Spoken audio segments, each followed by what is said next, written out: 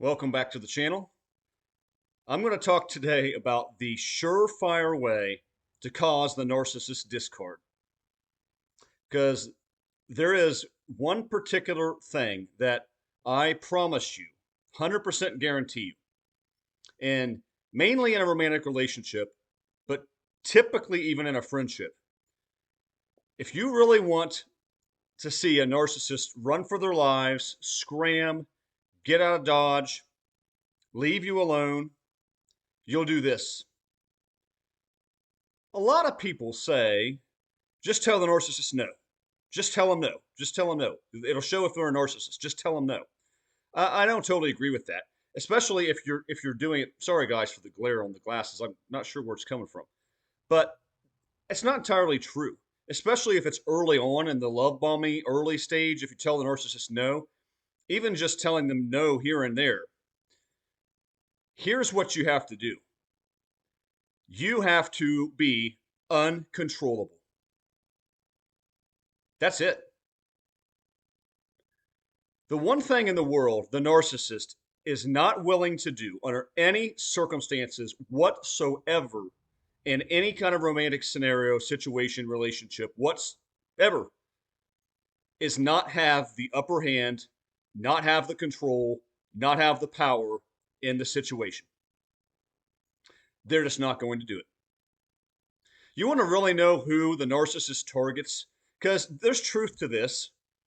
And Yaz on the game Exposed, I really like her. She talks about this a lot. The narcissist wants your supply. They want something from you.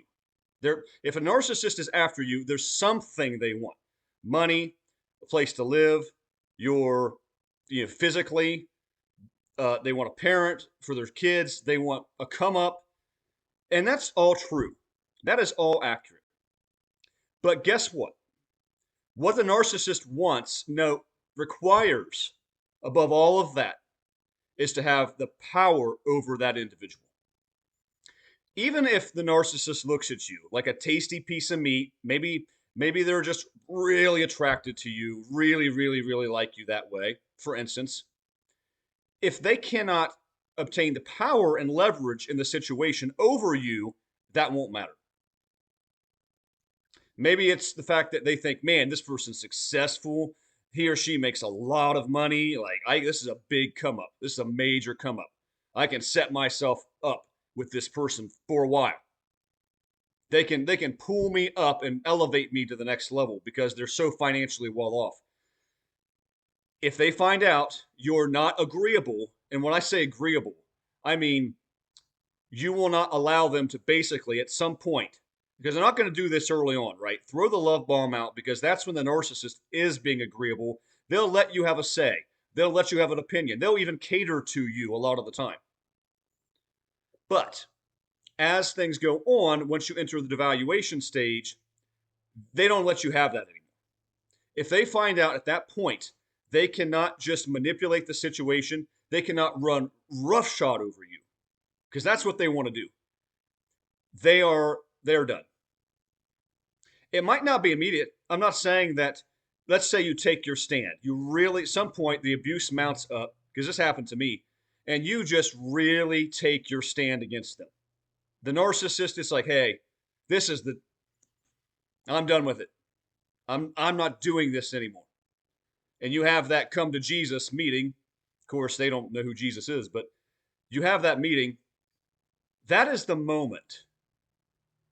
They may not walk away immediately. Now, they might, but that's the moment that they are beginning to put your replacement in order. They're lining up your replacement at that moment. The moment that they figure out you are not, it's a dating stage, a talking stage, a relationship, a marriage, whatever. The moment that you become, that it's known to the narcissist that you are not going to just acquiesce to every single thing they want to do. They are not going to have 100% power, all the authority, all the leverage. That's why they do everything.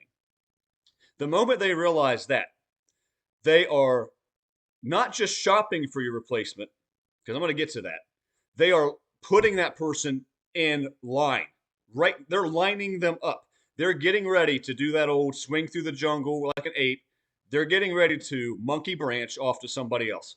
The moment they see you are not putting up with it anymore, you've laid down hard boundaries, you're not going to let them have the authority. Now, I say the reason that they actually, this is when they put your replacement, start putting the, turning the levers and switches and things to put them in place. It's not that they start looking at that time. The narcissist is always looking. The narcissist will upgrade what they think is an upgrade any chance that they ever get. They could be in an absolutely committed by their standards relationship. Nothing's really happening, but they know this other person is better in their mind. They're gone. They're gone. But the narcissist was looking for your replacement the whole time. They have backups for days, backups for backups. That's exactly what I even heard. You guys have heard this a million times, but this is how she said it too. I have backups, and I have backups for my backups. Ooh, so you take that. That's how it was. When the mask really comes off at the end. All that love you talk and stuff. No, I've had backups the whole time. I've been talking to other guys the whole time. That's what I heard. That's what they do. So it's not like you put a boundary down and that's the moment they start looking. No, they're always doing things. I guarantee you, man, one of the craziest things I have heard someone say, a prominent guy with a channel. He mainly talks about male female dynamics and women and things, but he talks about narcissism too. And he's been with several narcissists, and he actually has had the nerve to say, I was never cheated on. What? You were never cheated? Oh, that's funny. That's rich. That's a good one. So, anyone who thinks that they have been with a narcissist but weren't cheated on, that's a joke. Even if it's not physical, they were emotionally cheating behind your back. They were texting people, communicating, having backups. They were doing that. So they're always in that situation. But the moment they realize you're not pliable, you're not bendable, I can't just have my way with you, they're done. They're done. You want to get rid of the narcissist, you basically don't let them have their way.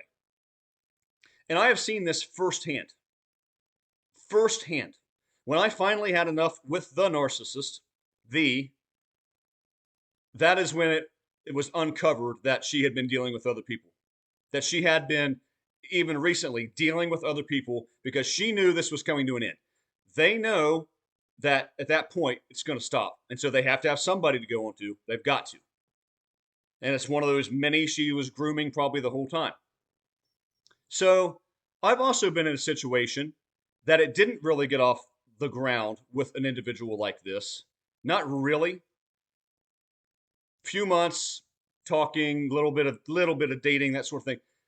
It didn't get off the ground because I knew what it was. I figured it out by then. But also, she found out I wasn't going to allow her to just run over me. It's just that simple. Classic pool way. Will he chase? He's going to chase after me. Let's play some games. And I didn't do it. And that was the end of it. Now, she tried to do some things. She came back at different times and strike up conversations and try to get me to chase a little bit again. Like, get a conversation going, then leave, then get one, leave, and leave, and leave. Just to get you to chase, because that's what narcissists do. They love to be chased. Especially the female covert, but all of them. They love when you chase after them. Because why? That's power. That's control. That's leverage. So I happen to know for certainty that in that case, this person absolutely liked me. No question. There is no question about it. Plain as day that she did. But since I was not willing to chase and give her all the power and all the leverage, just rather have it end. The narcissist will go on to much, much lesser individuals. You will laugh yourself sick at times seeing who the narcissist went off onto.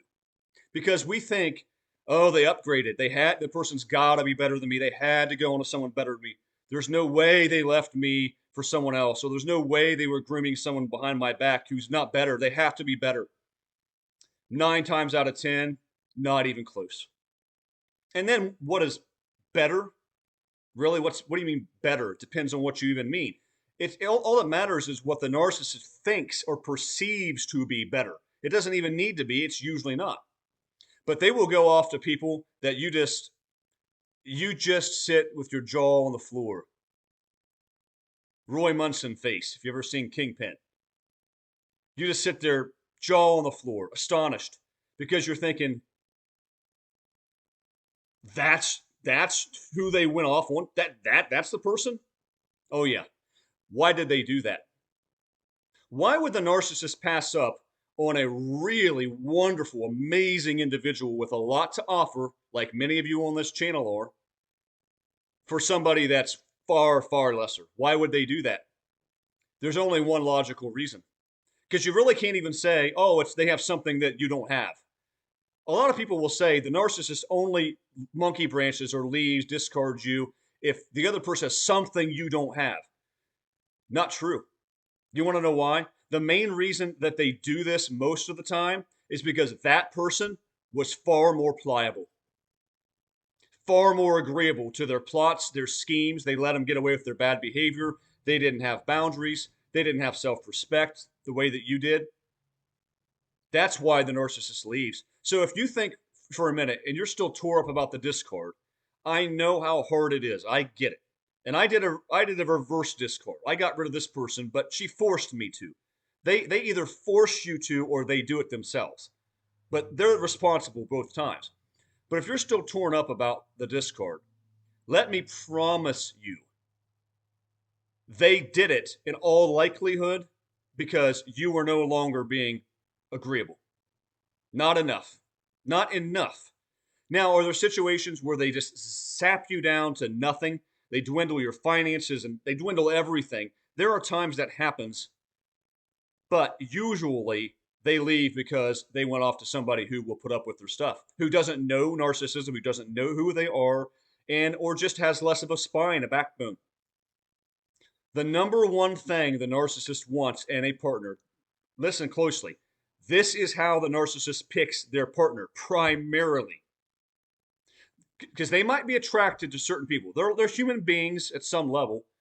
They might be attracted to a certain person more, or they want something particular out of that person more. But the number one deciding factor for a narcissist and the person they pick, the person they choose, is am I going to be able to completely control and manipulate that person? That's the overriding factor. It doesn't matter how great they are. They could be wild, like I said, wildly attracted to you. Wildly. They could want something so badly in you. And that might cause them to do a little further love bomb. Maybe they're love bomb because they want something so badly from you. Maybe that love bomb stretches into 3 or 4 months. Because that's about as high as it goes. Whereas maybe if they didn't work that into you, maybe the love bomb lasts a month, a few weeks. So it might stretch out how much they want you and what you offer. That might stretch the love bomb and their facade, the angel of light appearance out for a little while. But the only thing that's going to make them want to be with anyone and to get anything really going, any sort of real entanglement, is if they know they can manipulate you. That's just all there is to it. One of my great listeners and commenters, Amanda, shout out to you. She has said this numerous times. He knew he couldn't control me. I'm uncontrollable. And she means that in a good way. Like I'm not, I respect myself too much to put up with this. I wasn't going to allow him to just destroy me and run over top of me. Good for you. That's the way we all have to be. And that is why he hasn't called back. That's why the discard came, and that's why he hasn't tried to come back because he knows he can't get over on her. I mean, I'm telling you, you want to know the number one way to drive them off. Just basically let it be known, not just in your words, you have to let it be known in your actions that you are not one who can be trampled underfoot. Not going to happen. Not going to happen to me. The he's knocking at the door out there. Hi, Mr. Devil. You're not going to run over me. Not going to happen. Go to the next house. That's the way you have to be. And if they know that, they're not interested. Think about this. Every single thing the narcissist does, I mean everything, at the end of the day, is about getting leverage and power and control and authority over the situation. If you actually look closely at every characteristic and every method the narcissist has, the triangulation, why do they do that?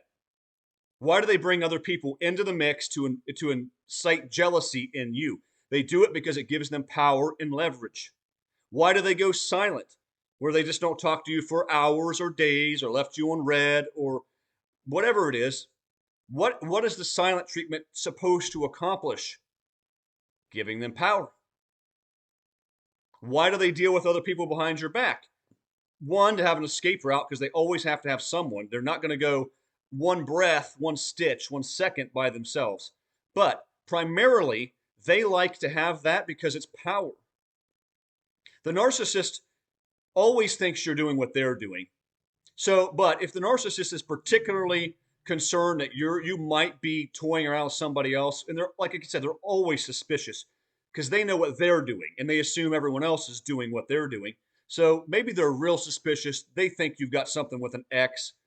They will oftentimes go out and cheat on you right there because in their warped minds, that just gave them the upper hand.